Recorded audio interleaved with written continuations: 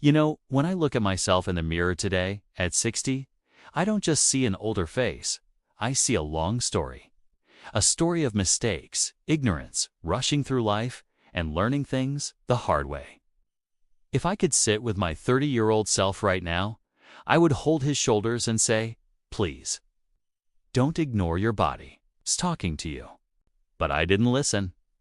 For almost 30 years, I treated my health like something I could fix later, like a bill you can pay next month, and that later came with pain. In my 20s and 30s, I believed the biggest lie of youth.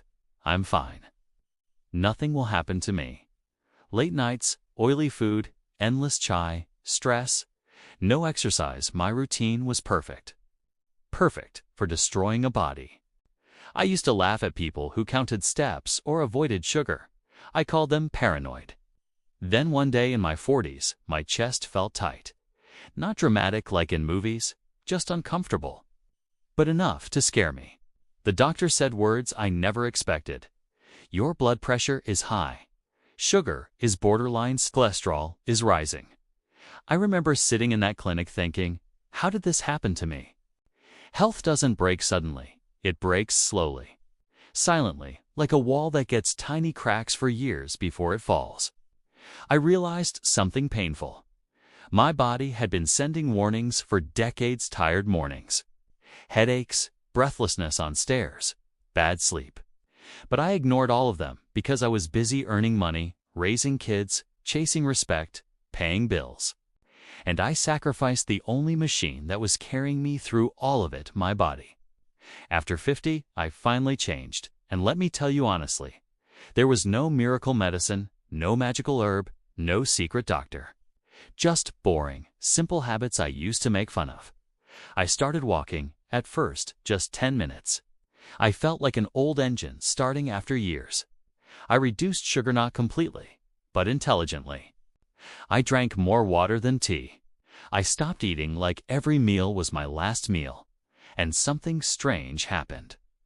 My body began to forgive me. Sleep improved, joint pain softened, even my mood changed.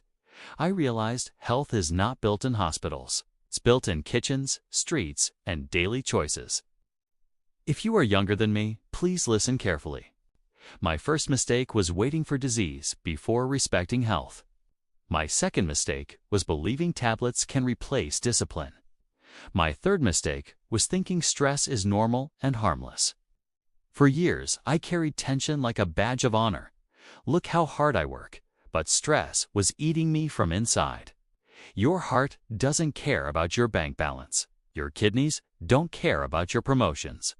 At 60, health doesn't mean six-pack abs to me. It means waking up without pain, walking without fear, playing with grandchildren, praying without knee aches, sleeping peacefully. These are bigger blessings than any luxury car. I've seen friends younger than me gone too early, not because of fate alone, but because of neglect. We spend money repairing houses, cars, phones, but expect the body to survive without maintenance. So if you are still young, please don't do what I did. Start small. Don't wait for a heart attack to buy sports shoes. Move your body daily, even if it's just walking to the mosque or the market. Respect simple food. Your grandmother's diet was wiser than modern fast food. Sleep like it's medicine, because it is. And most important, befriend your body instead of using it like a rented car. After 30 years, I learned a hard truth. Money can return. Jobs can return. Even relationships can heal. But damaged health rarely comes back fully. I'm not saying live in fear. I'm saying live in awareness. I still enjoy good food sometimes, sweets on Eid, rest days but with balance, not blindness. So from a 60-year-old who learned slowly, don't copy my delays, copy my corrections. Take care of your body today so it can take care of you tomorrow.